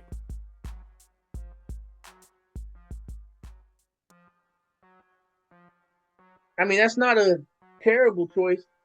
If you bring him in, you looking at him as like the long-term successor. Like you're gonna probably want to, like, first off, he needs an elite quarterback coach first and foremost. Mhm. So if you bring him into the building, you got to have a really good quarterback coach that can teach him the game, teach him what to see. Because Justin Fields is one of those dudes that he relies too much on his athletic ability. Because what makes him special is him running the ball. Yeah. He's a fast quarterback. I mean, I think like kind of like how you said with Kyler Murray, with the culture Detroit have, like they may do some good for him with Justin Fields. You know what I mean? Especially with his ability, his talent. You know what I mean? So if he's able to hone that in, I think he'd be. I mean, I like Justin Fields. I never had an issue with Justin Fields. I just feel like he's never been in the right situation. No, Justin Fields, man, sometimes it's like he can't even see the field. Wide open receivers right there in front of him, and he don't throw the ball. He just want to run. Wide open receivers. Wide open receivers, and he's like, it's like he can't see him. So as a coach, are you snapping? Like, what you mean? On Justin Fields, you bugging out on him? Like, you know what I'm saying? Like, how are you addressing this with him? Oh yeah, I'm definitely going up to him and holding him accountable. I'm gonna be like, yo, like, you need an eye exam? Do we need to like get you? Do we need to get you some glasses or something? Because like I'm like you know how they be looking at the pads now. You talking about the tablets? Yeah, they be looking at the tablets now, right? On the sideline, I'm gonna come and walk right up to him. You didn't see him? Right. You didn't see him? Like I'm gonna try to give you a chance before I. You didn't see him? I agree. I mean, I'm just asking. I mean, that's bad. You can't. That's bad because you cause then wide receiver is gonna be hot, bruh. Right. Like, you know, if they open and you don't throw it, bruh, it's hard to get open. You know what I mean? Right. And if they open and you, oh man, like that's gonna be, you're gonna be chewed out by the wide receiver and the coach. I mean, but I still think he's pretty good. He just got issues. He got potential. I mean, it's just who gonna be able to tap into that and pull that out. That's the question. Yeah, I think he's. I mean, I like him to come in and back up Goff, have him in that culture. Why not? I don't think. Or maybe you can trade him to the Chargers. Trade Goff to the Chargers and get Herbert. He cold. I like him. He cold. Are they gonna be willing to do that? Nope. They're gonna be like, no. Like, what do you think? What do you like? What are you calling me for? Like, you know what I'm saying? Like, I would at least make the phone call though. I'd be like, look, if you the Chargers, are you gonna No. gonna bang the phone? Like, you gonna be like, no, man. Like, that's like now, hold up. Now, if I'm the Chargers, because Herbert, he's good, but I'm gonna be like, okay, so you want to trade him? Not straight up. You know who else I want off your team? If you want Herbert, you got to give me, and then I'm gonna say my list. if you said Aiden Hutchinson, the phone going dead. Right. So you gonna mention Aiden Hutchinson? I don't think that's a realistic move unless Detroit don't feel like Aiden's going to be able to stay healthy. Because sometimes them teams be knowing about injury proneness and they don't say nothing. Yeah, that's true too. That's true too. I don't necessarily think that that's Aiden's issue or anything like that. Like I don't think Aiden is nothing to worry about. Like I think Aiden is here to stay. Okay. But I'll be talking to Lions. I'll be like, okay, so you want Herbert, huh? and you want to give me Golf. You got to give me Laporta too. Man. Bro, like, nah. Like, because I almost feel like I ain't gonna, man. No, I feel like I'm overpaying a little bit. Like, nah. I'm not doing that. Like, it's crazy. I'm gonna be like, you called me. Yeah, right. No, you're right. No, it's true. That's what I'm saying. Like, I know there's certain deals. I mean, you closed mouths don't get fed. We know that. There's certain deals that you're not gonna make, and you call anyway, and it's gonna cause problems. Like, a Herbert for Golf, the Chargers banging the line. Like, get out of here, man. Like, you joking or something? Like, and then they probably put it out in the media just to cause problems. Like, the Lions offered. You know what I mean? Like, you know what I'm saying? Like, nah, I wouldn't even take that risk. I wouldn't even take that risk. Yeah, I mean, the route for the Lions to go, bring in a younger quarterback that has potential, because they can still learn something from Golf. Fields. I would rather have Kyler. Now, are we signing him? He's a free agent, theoretically. Is he restricted, or is it something that even if he is restricted, that the Cardinals can mess with if we put an offer sheet out? Even if it is restricted, I feel like that relationship is tarnished so bad to where they ain't even gonna want it. They just want to get rid of it. Okay. So because if you was to bring in a Kyler Murray, that means you trading Golf. No, it don't. Because he's a backup. You putting Golf as a backup? No, Kyler is the backup because remember, Kyler is the one that's got a reputation that he got to clean up. So, Kyler, you have to go and take that job. Okay, all right. If you don't go take that job, then they was right about you. Okay, let me ask this: would you trade Golf for Shedeur?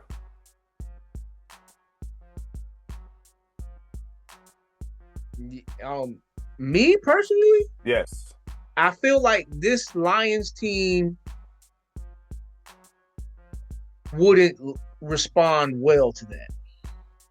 Who, the fans? No, the players. The players, they wouldn't rock with Shedeur? I don't think it's an issue with Shedeur. It's a thing that they've embraced Jared Goff so much. Okay. So you're saying the chemistry and morale will be hit? Right, yeah. Yeah. Now, if you can somehow get Shedeur, that'll be the perfect circumstance right there. See, if they would have just drafted Shedeur in them later rounds, they had a chance to do it. You know what I'm saying? Like, yeah, he would have been the backup quarterback. He would have been able to sit down, hold that clipboard, learn from Jared Goff, and take on that, because that Detroit culture that Campbell has established, whatever nonsense that Shedeur had in the system, it's going to be short-lived, or his career is going to be short-lived. Yeah. Yeah, I mean, I'm like, because I'm like, Shedeur is nice. Right. He's nice. He's nicer than I thought he would be in the NFL. I'm like, oh no, he nice. Real nice. And then the funny thing about it, they still got Deshaun Watson over there.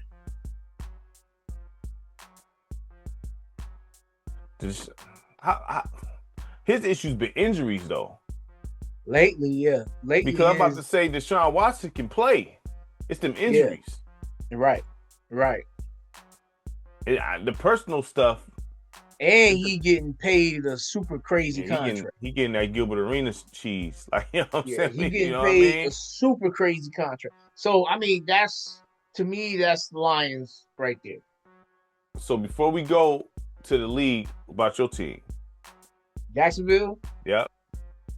What I would do? Yep. It's going to be contrary to popular opinion, but I'm trading Josh Hines out. Really? Why? He disappears too much in games for me to my liking. Like he doesn't impact every defensive drive. Like he'll have a defensive drive where you wonder if he on the field. And then he'll make his 1 or 2 plays in the game, and then he'll completely disappear. So like, who would you trade him for? I would just trade him for picks. I'd be like, look, y'all like him? 2 first-round picks or a first round and a second round?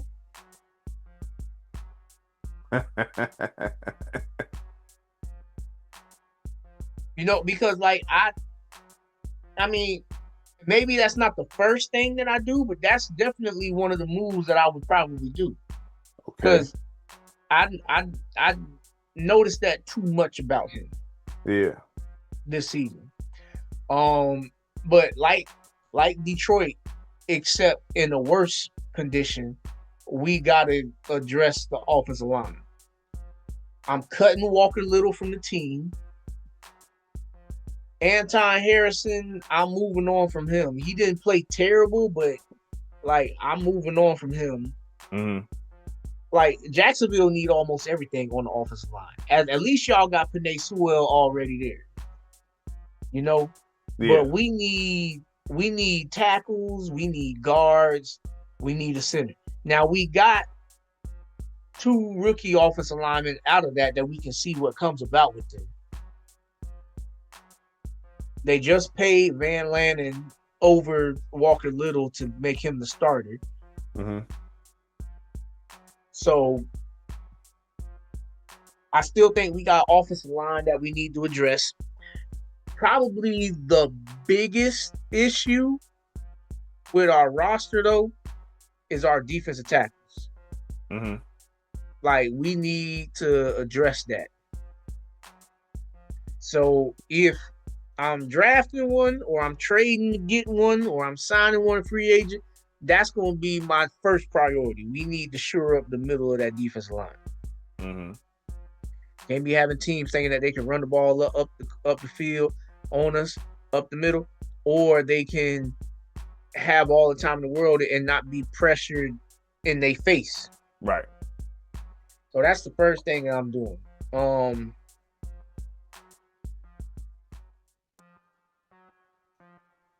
Outside of that, I'm probably going to invest in depth. Like, we had a couple of injuries this year, and you can see the drop off a little bit.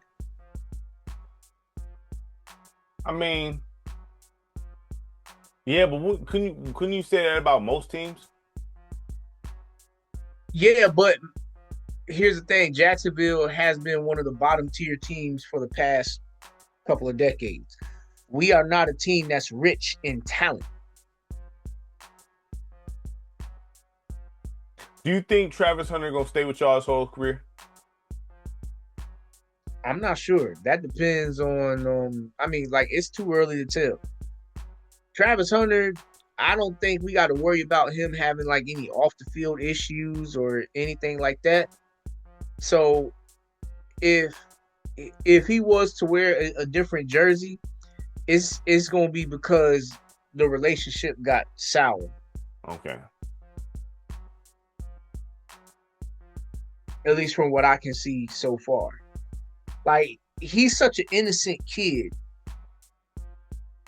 to where he almost walk in stupid situations on his own, right? Now, he's innocent now. Remember Dwight Howard came in like this, right? Right. But, like, the difference between football players and basketball players is basketball players, you see them more. They obviously make more money. Mm-hmm. You know? But, like, this kid, one of the first things he does is get married. You know what I'm saying? That could be all right. Yeah. That could be a good or a bad thing, brother. Right, yeah. But I'm just saying, like, how many times you hear of the rookies, the first thing that they doing is getting down on one knee. Not to just any female.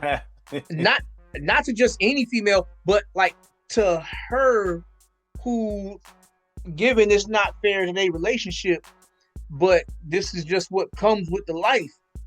People knowing about some of their business, and you got video footage of her and whatnot. Like, he put the ring on that. You know what I'm saying? Now yeah, that's they not. now they they done got married. They yeah, I know. I seen. Kid and all. They got a kid. Big You salute. know what I'm saying? I just look here. Hopefully, look, because this. Only reason why I say is this. He is one heartbreak away from turning into a whole different person. That's all I'm gonna say. I'm serious. Like right. like that's all it takes. The way he moving, what I see from him, one heartbreak away from turning to a Stephon Diggs kind of guy. Oh. Seriously, I'm dead serious. So I was like, yeah, I hear you. Mm-hmm. All it take is one. This dude gonna be a whole different cat. Then you gonna hear off the field stuff for real. That's why I'm asking. Like, well, I wonder if he gonna. Not sure. I wonder if he gonna. What do you think about him? Like in Jacksonville, what do you think? What's your thoughts on him? What's your evaluation on him? He looks like he gonna be elite, and he can be elite on both sides of the ball if he can stay healthy enough. He looks like he can be an elite receiver, and he looks like he can be a shutdown corner. Can he do both? Is the question. Would you want him to do both? I wouldn't, but would you? If he shows that he can handle that, I would, but I wouldn't maximize both sides. Like, I would personally, my personal opinion, I say, look, corner is your primary position. And then we'll bring you in for some offensive packages. Yeah. He has to pick one in the NFL, bro.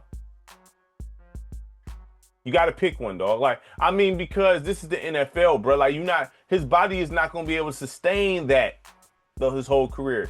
You know what I'm saying? It's not. Yeah, you're right. His over the course of a full career, his body ain't going to be able to sustain it. Now, he can maximize it if he can avoid big hits. If he can avoid big hits, then he can maximize it. But you playing a receiver, you're not gonna be able to do that.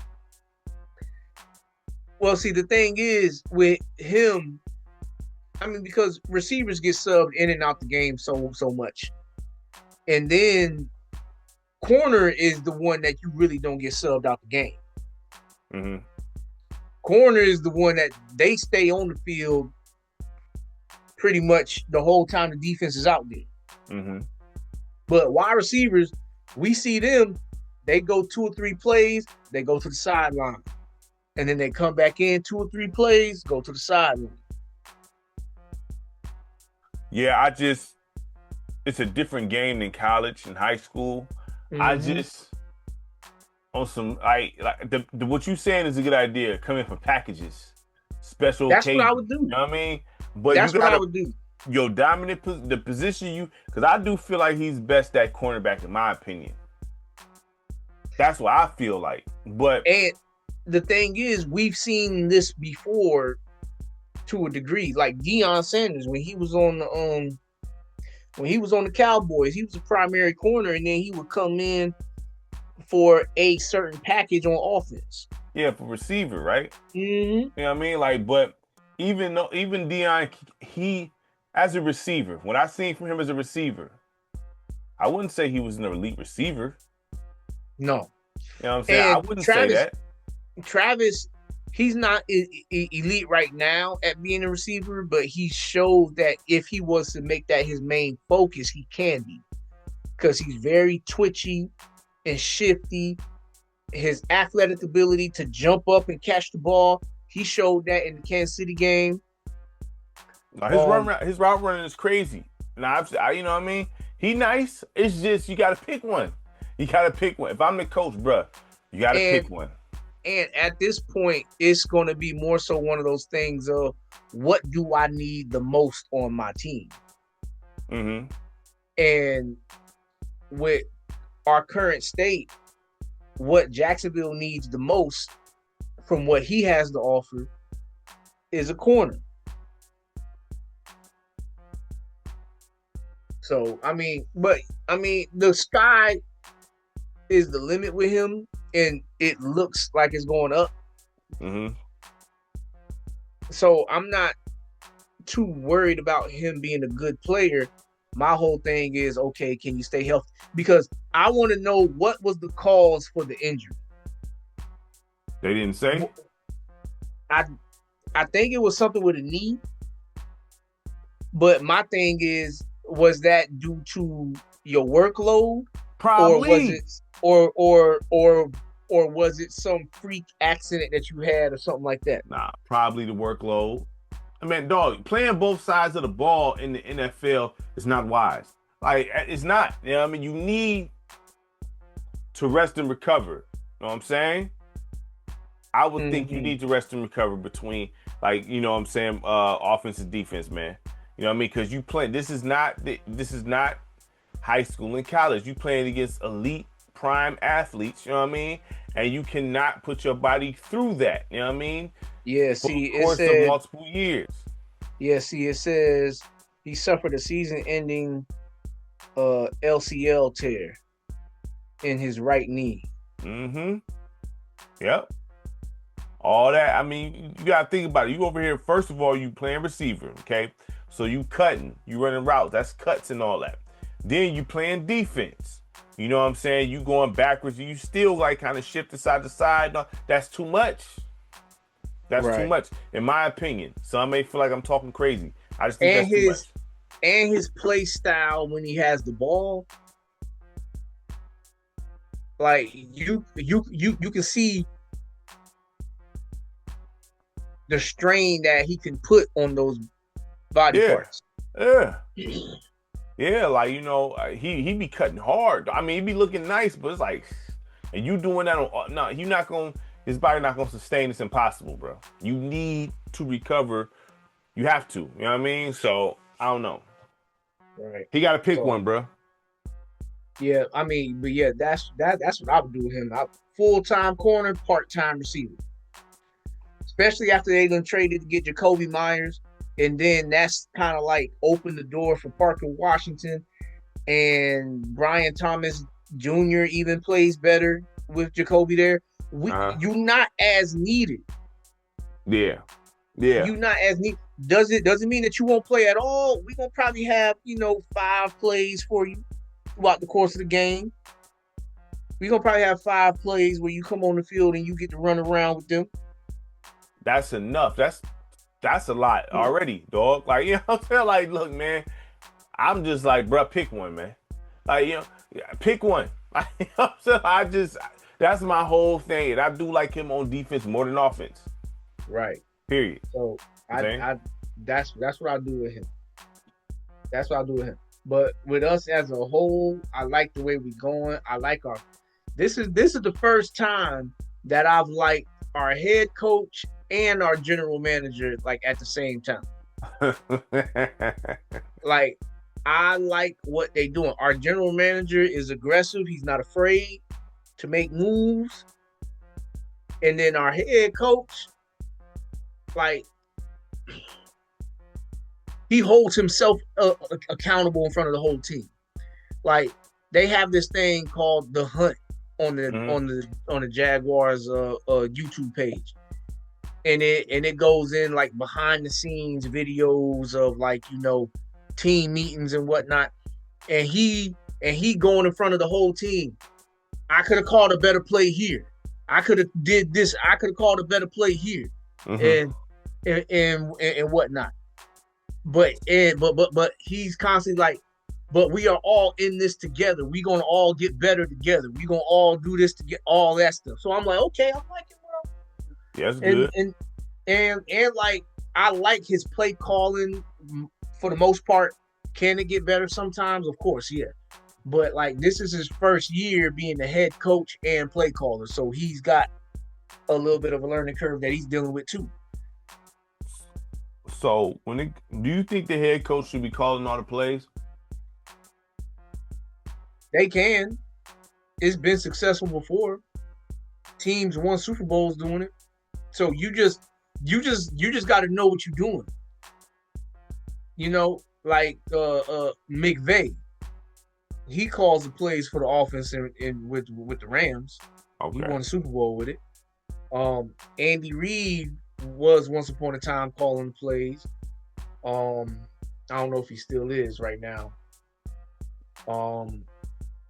Rex Ryan, he called the plays for the defense when he was the head coach for the Jets. Had them consistently in the top 5 defense. Okay. I was just wondering because I hear things about people not liking when the head coach calling the plays. And that's only depending on who's doing it, who it is. Because if it's somebody like, look, players gonna find out real fast if they like this dude calling the plays or not. You're gonna be having that AJ Brown situation. Shoot, did you see that clip with Matthew Stafford when the coach was talking in his ear and he wouldn't stop? And he like, bruh. Right. He's like, yo, man, okay, I got it. Stop. Shut up. How would you deal with that if your player told you to shut up? If you kept talking in his ear? Well, it's in given the context of that situation, I ain't gonna be too mad at him or anything like that. Right. Because he's on the field. He's in the huddle with the guys. Right. You already told him to play apparently because he's like, I got it. Because he just kept going, bro. I heard him just keep going. He like, right, yeah, and and you keep talking. It's like, look, calling the play in the huddle, it's got to be loud enough and clear enough where everybody in the huddle can hear it. Yeah. So they can know their assignment. And the way you call the play, you got to call it like you believe this is going to work. Right. You can't call it like, I don't know, y'all, he chose this play, so let's see what happens. You can't. You can't be calling plays like that. You got to call it like you gonna own it. I agree. So I can understand why he would be like, all right, man, look, I got it. Let me do this. Right. I can understand. Yeah. I can understand why he would. Yeah, I mean, so y'all going to the playoffs next year? I think so. I didn't have us going to the playoffs this year, so for us to make it to the playoffs, that was a pleasant surprise. Mm-hmm. I mean, all right. I'm just, I don't know, the Lions, whatever. We'll see. I tell people I don't get too high and I don't get too low. They look at me like I'm crazy. I'm like, listen, I love the Lions, but I'm not about to sit here and have no heart attack over the things they're doing. I know what the deal is already, and I'm not surprised. So it's whatever. So you ready? You want to head to this NBA talk? Let's head to the NBA.